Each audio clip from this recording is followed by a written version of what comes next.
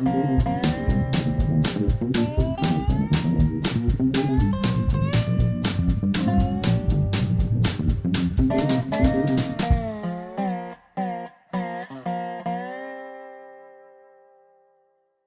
Dave Monk, your Prairie Monk, WAFT Champaign 90.1 FM dial. And Dave on the board. Today is Sunday, January the 12th, 2020, and you're tuned to WFT Champaign. This is WEFT's weekly look at rails, trails, and greenways called The Prairie Monk. And today, it was nice to sleep in bed. It's a little cool outside and a little snow, and yes.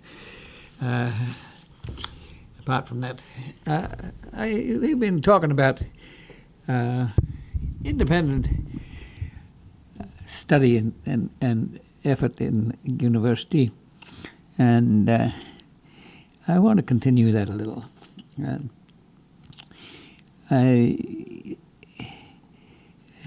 To some extent, I give example of my own efforts, and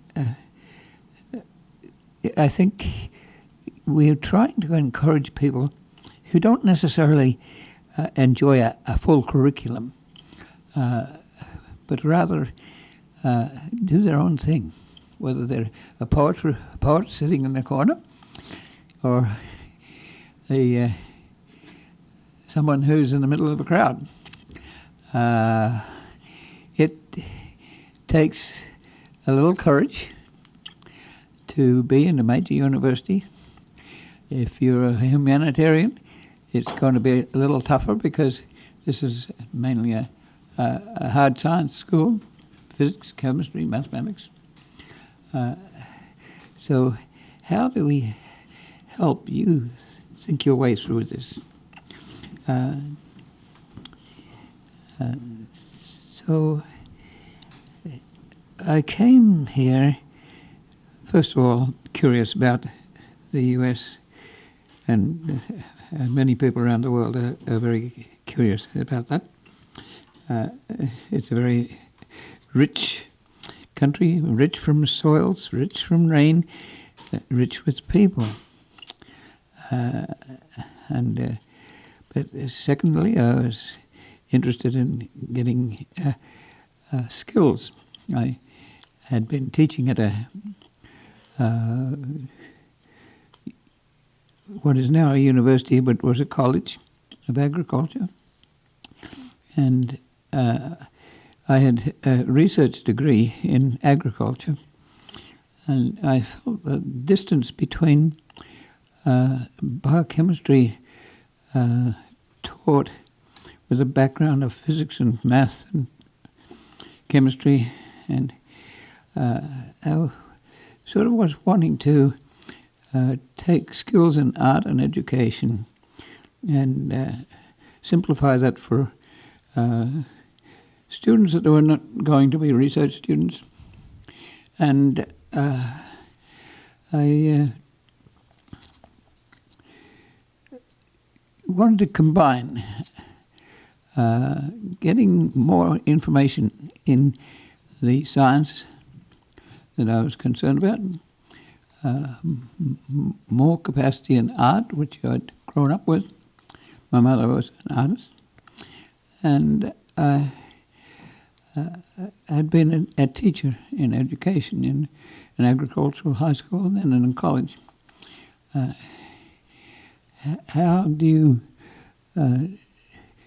take that to a very defined university where studies are often monolithic, importantly?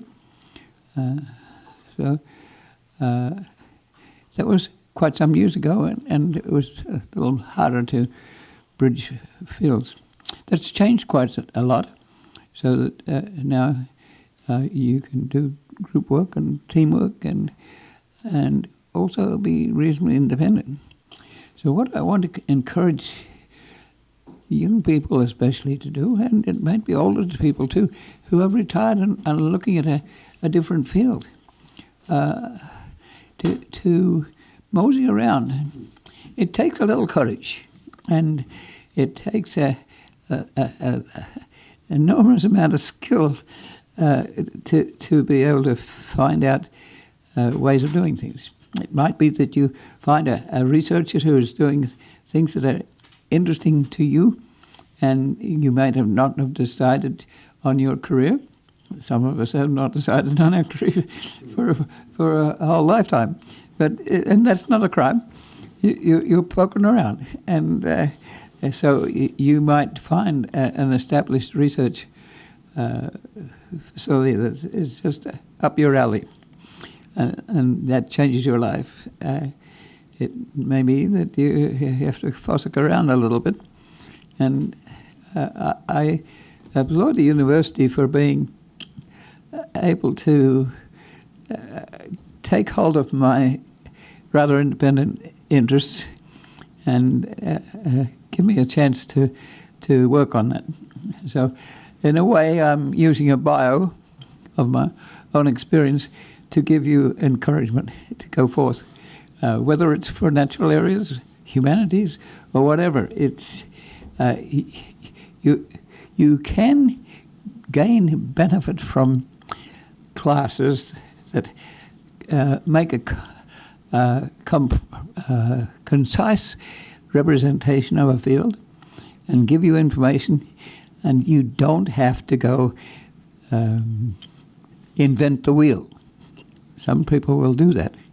Sometimes even agencies within the university will be doing the same thing differently, not knowing what the others are doing. So you can pick up information from classes. That can also define you some if you are going to go on to graduate college. Then you're going to be tested, and that's what some of the independent thinkers find difficult. They may be in a basement, they may be playing games, they may be Gates, who didn't really go to college. We're encouraging you to be out there thinking, dreaming, and poking around. In my case, we've been talking about this the last few times, and I think it's good because we need people to be active with a twinkle in their eye and to come forth with ideas. And so knowing a little of the history and of what I might have experienced, then I hope will help you. And it puts me to be a little embarrassed in a way, but I think a lot of people benefit from biographies to follow people's careers through and think about how they might do something similar themselves. Some people know when they're 4 years old that they're going to be a musician or an engine driver, but some people take many more years to find their souls. In my case, I would applaud the service units around the university that encourage, whether it's the Office of Instructional Resources, the Curriculum Lab, the computer people who got into Netscape and Mosaic and Plato, and the engineers that dream of display units, which were very narrow and changed the world. So how can you fit into these corners? It's also an era when it's women who are also doing these sorts of things. In the past, they haven't been as dominant. We have had people like Madame Curie, who worked with radium, and she and her husband and her daughter all received Nobel Prizes for what they did. And they were doing it independently and in opposition to their world health. Madame Curie probably died from radium exposure. And so So I wanted to combine art, education, and science. And eventually I found that possible to do. It's awkward if you fall into classes that are very specialized and you don't have the background. So, and there's a difference between, this university was created as an extension university. It was a cow college, and it was designed so that across the country where there were cow colleges that taught people how to farm, and many of them coming from peasantry or other domains in Europe, and they didn't know how to drain or work with the landscape. And so the universities were very helpful. And they were humanitarian people. I can remember I worked in the agronomy department for quite a while, and the people that were talking about fertilizer, lime and phosphates and plant genetics and the like, were out there in the field, and they could go out and know what was right at the present time. The advantage that real scientists have is that they would walk into the same field and apologize for not knowing right what now, but give me 6 weeks or 6 months and I'll research it.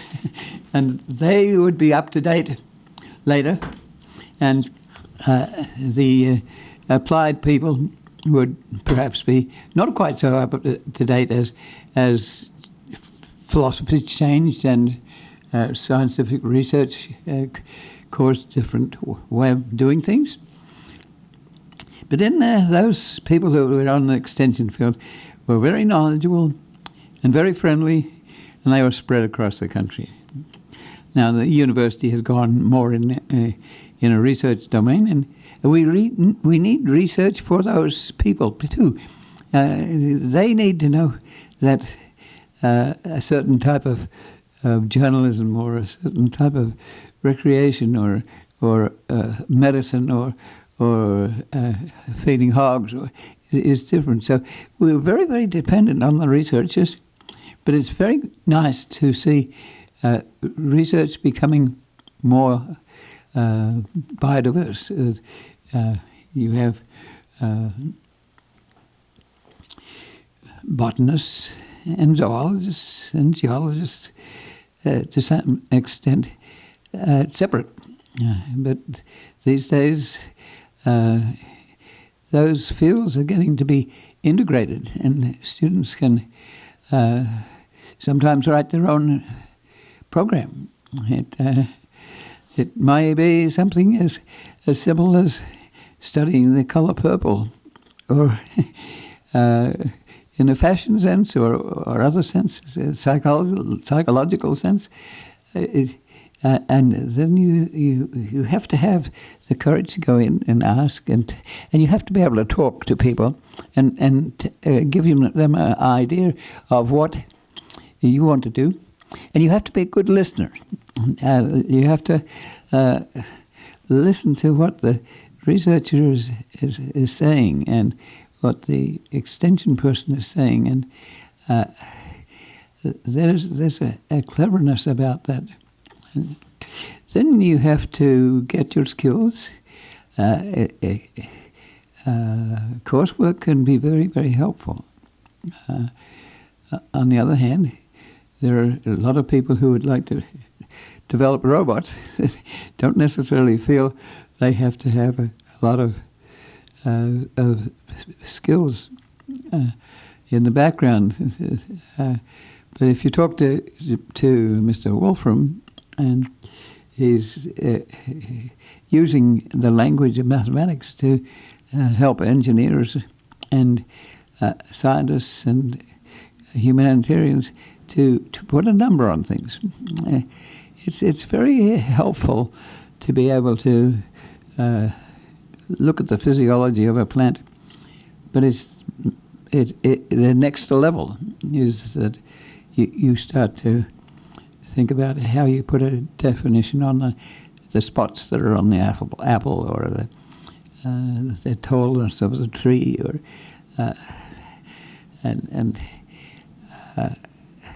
so mathematics is helpful. It's a step up from philosophy. Philosophy is by the seat of the pants, very astute, but then it gets to be that you might put a number on things, and that gets you into mathematics. And mathematics can reach out to the point where it's a language, and it has algorithms, and it has databases and huge computers, and it sometimes can take over because it can, if you program it effectively, it can make the same reading a million times over and very, very fast. So it can almost take over human decisions if the human decision hasn't recognized that there's a problem. And so you have to be sharp doing that. And you also have to give credit to the biological side of things, because biology is more biodiverse, and it sometimes requires the merger of botany and geology and zoology, and you get into fields which are subsidiary to, for instance, architecture. Then you have planning, and then there's landscape architecture that spins off from planning, and so you have new fields. So at one stage, PE, physical education, and recreation, and sporting, and muscular development, and physiology, all had a problem of what would be their department or their division within the university. So many of the fields you're working with are evolving, including computer science. It's based on Boolean mathematics, but to some extent it is applied, but it's so universal that it becomes a field. And so how do you take the student who's in the basement out and allow that student to dream and to then activate? And the dreams might be quite unusual for regular people, but it's what allows you to explore, to make mistakes, and to generate ideas.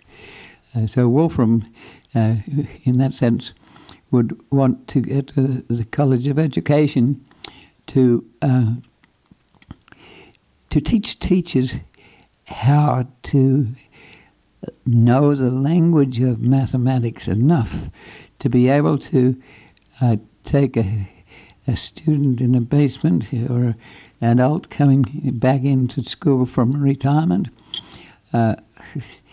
and inspire them to continue their interest and be broad. It might be the not so broad. So that school teacher is important, and I'm glad to see that people like Wolfram are doing that. And the whole College of Education does that. And it changes. At one stage in graduate college, you had to take German or Russian, and for some people, including myself, that was quite a challenge. And I wasn't quite sure that I needed to use those languages to talk to a cow or a prairie plant. And that requirement has been somewhat relaxed, and so we all have our rules and regulations, and you have to sometimes inspire to go by them, or to gradually move in different directions. Sometimes you may be doing things that are beyond your mentors, and that is interesting too, because how do you communicate? And how do you get adjudicated, and how do you get your idea into action? It's a process that involves moving around with people, and whether they be researchers or whether they're the community. They're all valuable. They all have their own jobs to do, and they have to be respected. And in the long run, if you have an idea that's worthwhile, it needs to be distributed. That's what the Extension University was about, was distributing ideas. And that means you have to have larger teams. You have to have a statewide organization for extension. You have to have fire departments. You have to have regulations. You have to have transportation, and all these things come together. And so looking at the field that I got into, or was already into, was early ecology. There was cold, and mainly the eastern side of Lake Michigan, and the ecology of dunes, 5 dunes where the winds would blow sand, and so you had this, so the beach, and you had a sand dune, and behind the sand dune there would be dampness, and there would be beach maple forests and things like that.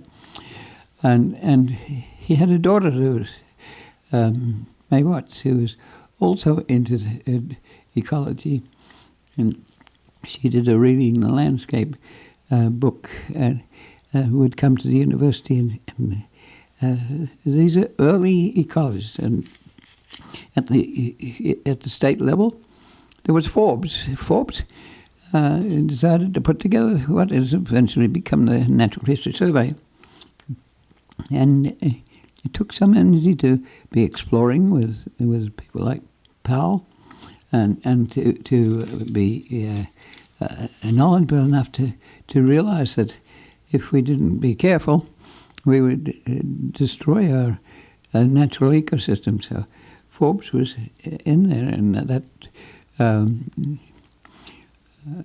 Natural History Survey has continued, and it's in the university now. We have to be careful to make sure that it has a voice. The university has gone somewhat commercial, and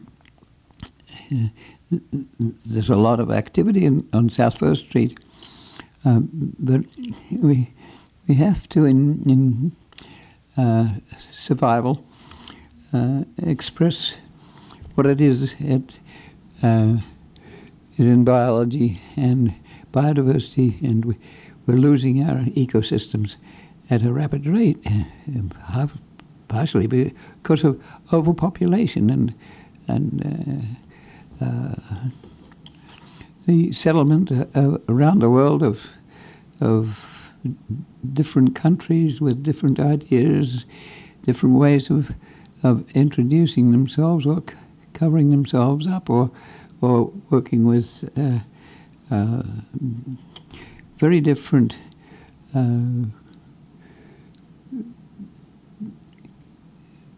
people who have their own ecosystem that can be very easily destroyed and made into something commercial. That's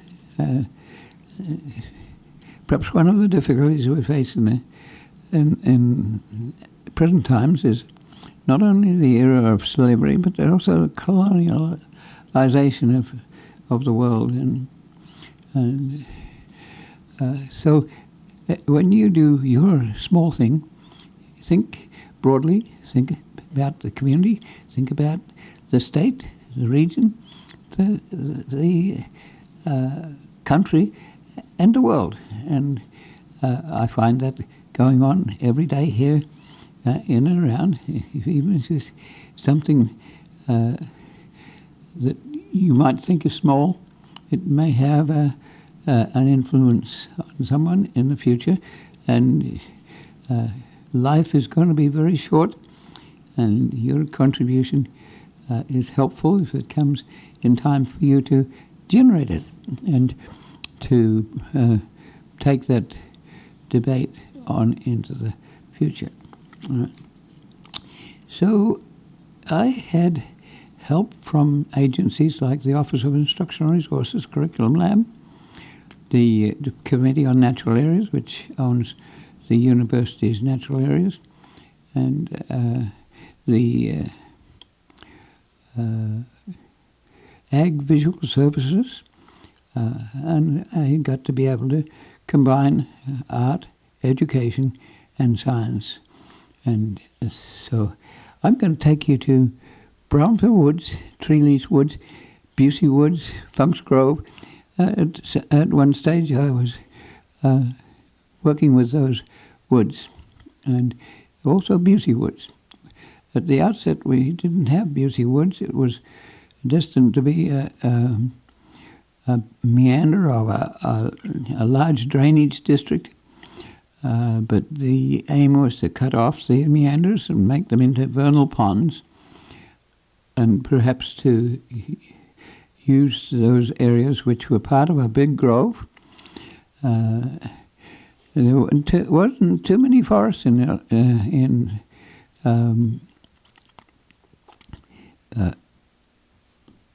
Champaign County. There was a 10 square mile big grove, and part of that is represented by Busey Woods, Brownfield Woods, Treelease Woods. And so there's moraines and outwash plains, and you find out about these things. Brownfield Woods was acquired a long time ago. I think Vestal and Shelford had something to do with the acquisition of Brownfield Woods and Treelease Woods, both plots, and that are remnants and rather unusual, and they documented them. They made a record of the trees and their size, and I was very pleased this last little while. There was a LAS News that came out with a document on the work that's being done on Treelease Woods that is helping to add to the credibility of natural areas. There have been times when ecology-type people have left the university because it didn't have a great deal of ecological balance, and there are other institutions that do more of that. So we lost Bliss and Sargent to that sort of concern. So I was very pleased to see the centerfold is a wonderful picture of Treelease Woods, and there's a debate about there's a little prairie adjacent to it, a planted prairie. It has been an area where Indians have been, so people made collection of arrowheads, and so it's obvious that there was activity here before settlement, with white settlement, and black settlement for that matter too. These people would find shelter in the woods, as did early settlers, but they would retreat to places like Danville that had a more rambunctious terrain, where they could hole out in winter and come back in summer and grow corn and beans and melons, and also hunt, and also deal with fires. They would use fires they would observe that natural fires due to lightning would be useful in that the growth patterns were much better after a fire, and they could also use a fire to make a circle with a hole in it, so the animals would come out and they could be captured, so it could be used as a hunting device. But to see that sort of written up in Life Sciences magazine is, to me, very good. We need to support our biological activities. And so we applaud people like Kendi, who had students like George Fell, who went off to Washington and bought a house and a offset press and created the Nature Conservancy, which is now a worldwide organization. And George came back to Illinois and created the forest preserves, and which are sort of a little heavy on the recreational side, which George was not aiming at. So he also created a conservation districts, and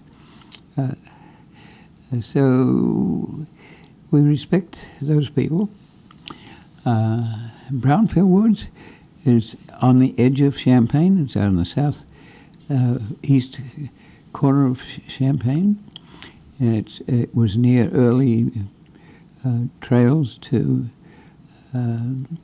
Peoria and places like that, where basically the early trails were following Indian pathways. Later came the Jeffersonian Plats, north, south, east, and west, so you could find yourself and find the properties you bought sight unseen from Europe. Brownfield Woods had the forestry department did a research there quite some time ago. It's about 13 different trees. It has terrain. It has a little bit of the Yankee Ridge moraine. It has soil types. If you dig a pit and follow the soil, you can go from xenia, which is a dry area up on top of the hill soil profile, to a Drummer and Flanagan, which is on the low end of a catena, where you have a range of different soil types. You have a little stream, which was fairly natural, but as a development has gone around, you get a little of the runoff that is coming from roads and other things. But the forest has been probably lumbered for lumber for settlers, for firewood, but the forests were not burned in a control burn fashion. You would notice that the wind would come in, and one tree is dependent on another tree, and if one tree is old and dies, then the wind would blow over one or two trees and make a little space, and then you'd get regrowth succession, and the regrowth succession would be totally different plants and things like I'm forgetting that. But it's going to take 100 years for that gap to fill in. Some of these trees are 400 years old or more, and people aren't very keen on tapping them, because tapping them makes it available to insect invasion and bacterial invasion. So, but the guesstimate in many of these cases is the older trees are running 400 years old, or even more. There was an early attempt to get Treeley's Woods, which is about a mile away from Brownfield Woods, and there was an attempt to join those two woods with regrowth succession forests.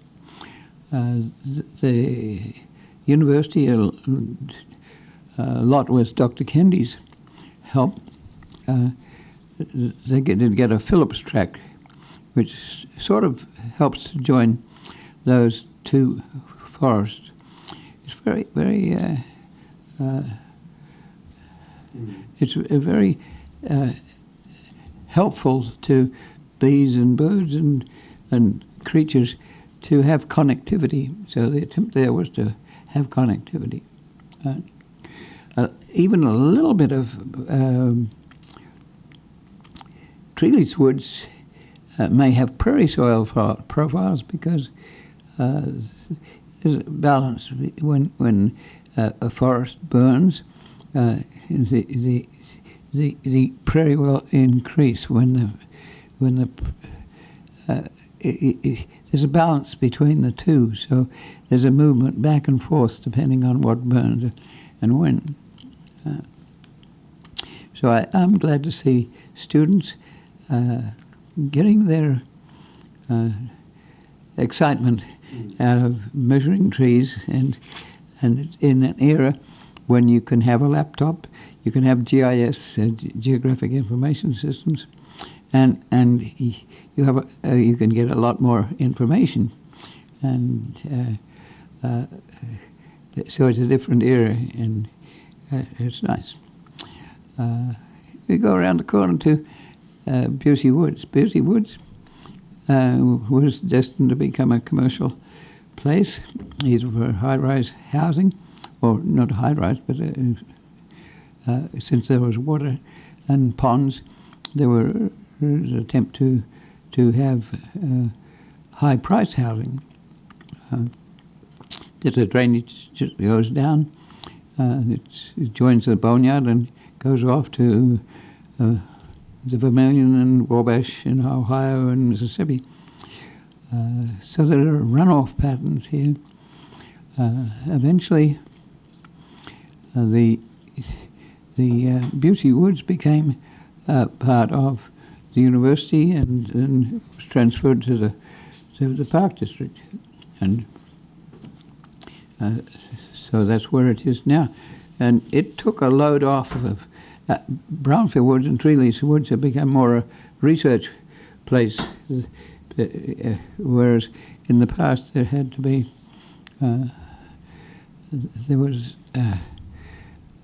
you had to share educational opportunities with research opportunities, and that was in conflict something. If you're going to have instruments like instruments that measure moisture and leaf litter content and things like that, you don't really want a lot of traffic.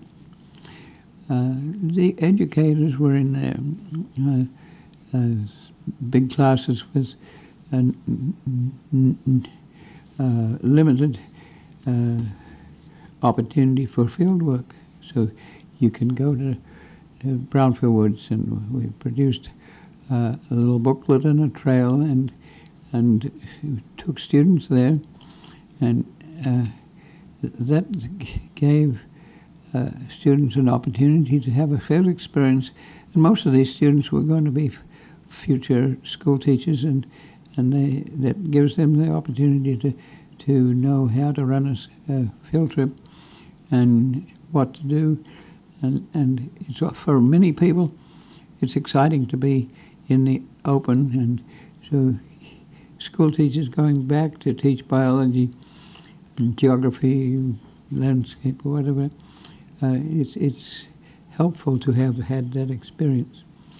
But the Education Association with it is how to present a test and measurement for having counted the litter or done other things. How do you test for that using video clips, and how do you look at test and measurement, multiple choice questions to see whether they work or don't work. And when you're in an ecological environment, you're likely to have tests that have the wrong answers to the right question, and so the computer age started to allow that to happen. The artists allowed us to interpret. I have here an art piece. It's just an interpretation of the sort of things we get into to allow a plant to express itself.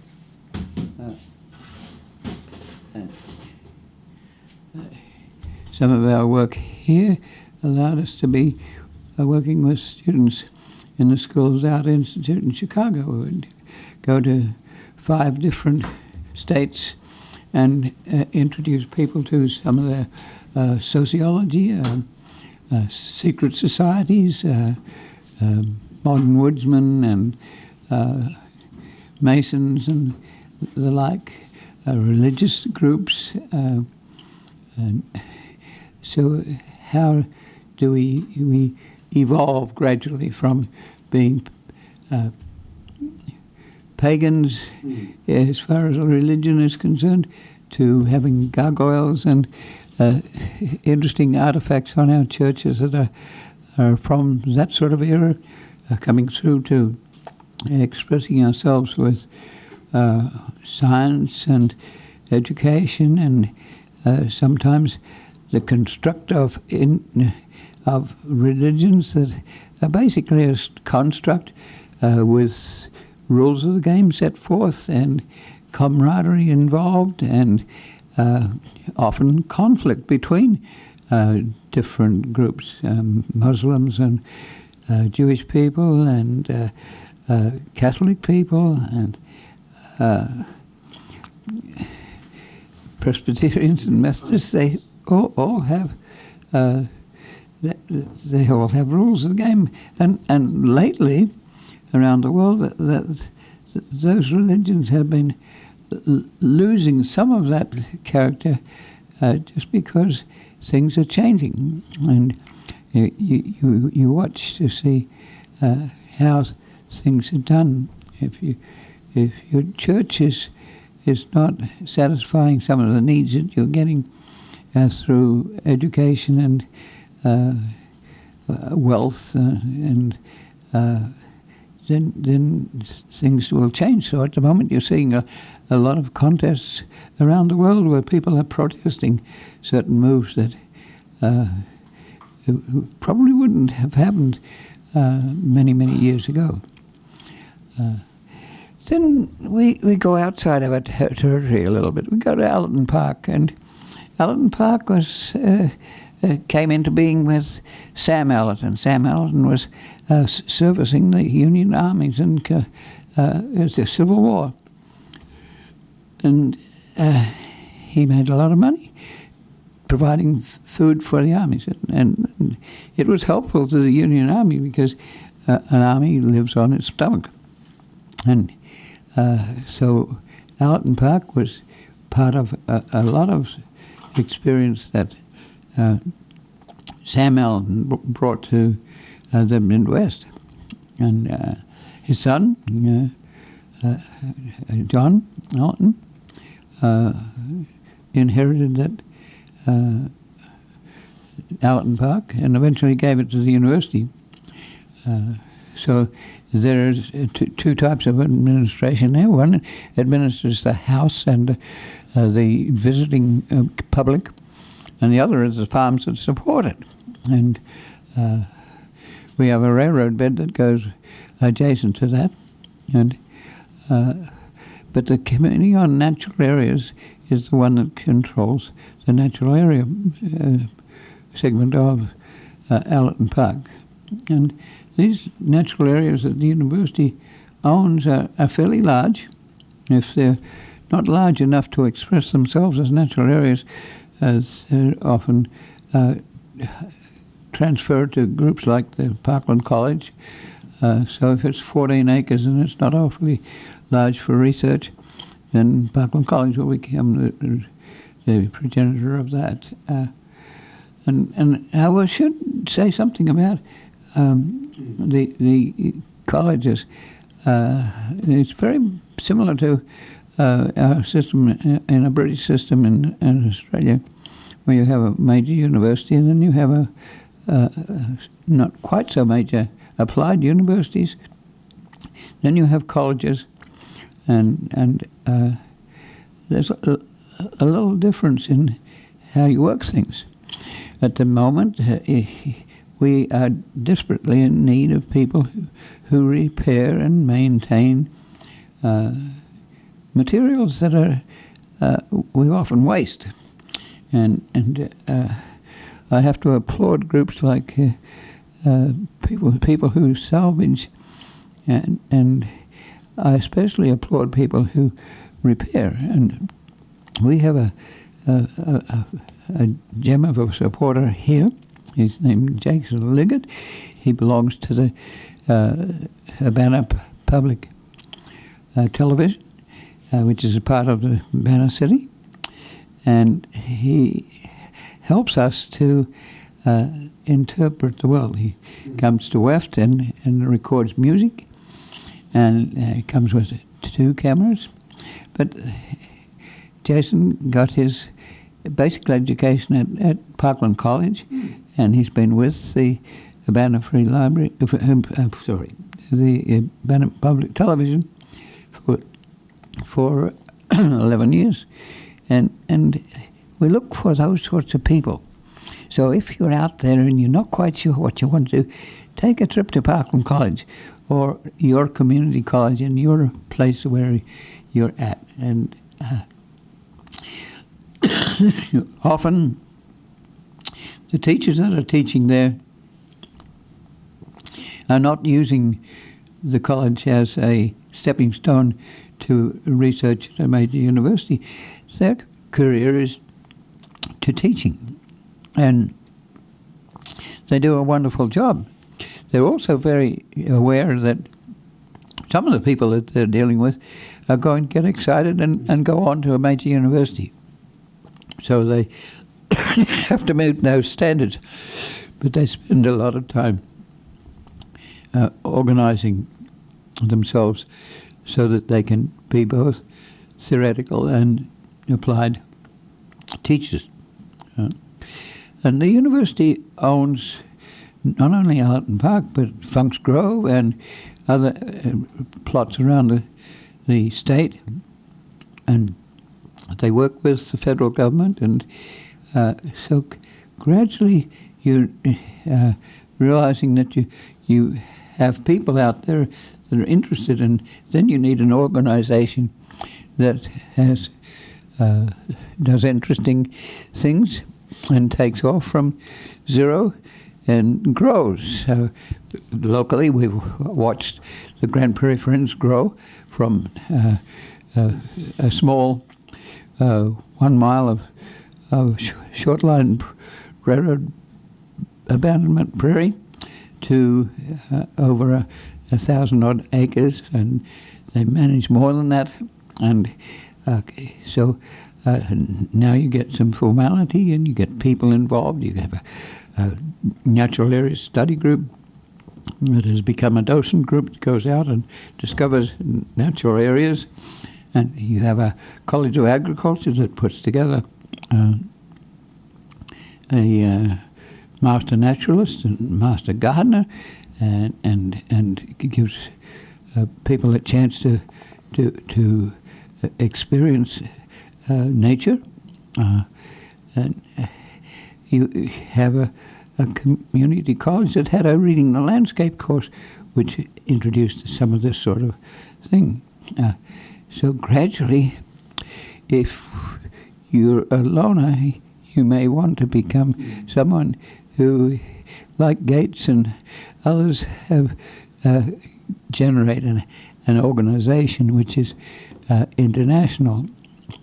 Your interest might not become international, but it should grow. In our case, we have a Heartland Pathways organization that was mothered by an educational resources in environmental science, and gradually that's getting to be an exciting situation. We had a lot to do with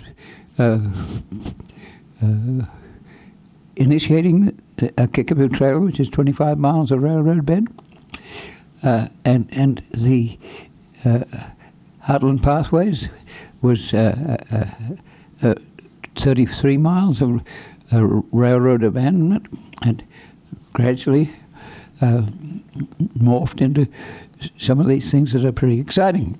And so the Kickapoo Trail gets $12 million from the feds, and then state money and local money and private money. And so we have to do the same sort of thing with Heartland Pathways, which predated a federal rail banking act that promotes some of these things so that rail beds can be preserved as trails and come back to rail if necessary. May not never ever happen, but it's an insurance so that they don't lose corridors that they could never replace. So we're back and forth talking to each other about these things at the moment. We're working on bringing recreational railroading, historic railroading into Champaign from a railroad museum. We're looking at regional planning. So we're looking at perhaps if you could dream from the Arctic and a trace through all of the ecology down to the tropics, or to New Orleans at least. And you would pass through different ecosystems.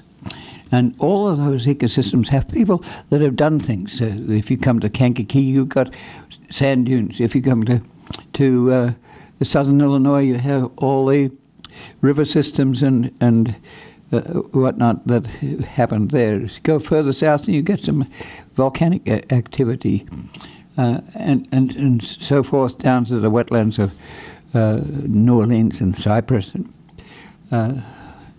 So somebody has to suggest this, and probably there are 10 or 20 other people out there that have the same thought. And so you need meetings. You need to get from some of our stuff has been with very few members. But in order to do these things, you have to have numbers, and you have to have common sense. You have to have an objective like preserving prairie or preserving forest.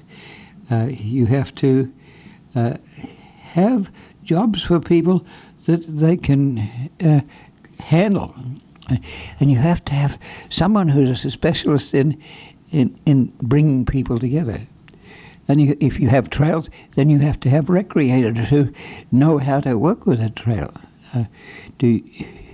There's a balance between how wide the trail is and how much you preserve the prairie on either side of the railroad bed.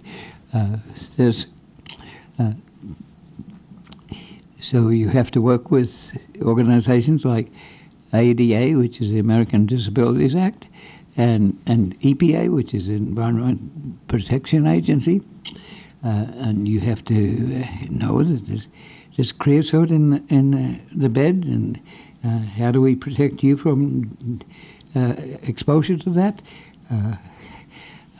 So those people get to be specialists, whether they're photographers or journalists or historians, and we want to encourage those people. We want to encourage you to get involved. The big gap at the moment is that we have people who there's a deficiency in people who are between research and extension. You need to encourage a second level that really appreciates what they're doing, and that takes talent. The computer era can sometimes take over. You have salvage problems that are quite considerable. Where do we put all our spare junk? And do you take that building down and put up another one. If I often see that a fast food chain will take down another fast food chain with a slightly different building, and we can afford that, but the world cannot afford that. So we need people who will think about salvaging, think about making room for people who would enjoy doing this sort of work. So we need leaders. We need people out there who will bring those sorts of people together. And so we have had interns, we've had people from from federal programs that designed to improve city and rural situations. And we need more of that. And it's happening at the local level. This is not going to happen easily at a federal level. In many countries, the items that you save, the Amazon that you save, will be done by individuals at a private level, at a community level. And so we encourage you to continue with all sorts of groups that you have: Audubon, Sierra Club, Isaac Walton League, plant and animal and geographic and geology organizations that we really applaud. So this is Dave Monk, your Prairie Monk, WBFT Champaign 90.1 on your FM dial. And Dave on the board. As always, the views and opinions expressed here are solely those of the speakers and no one else.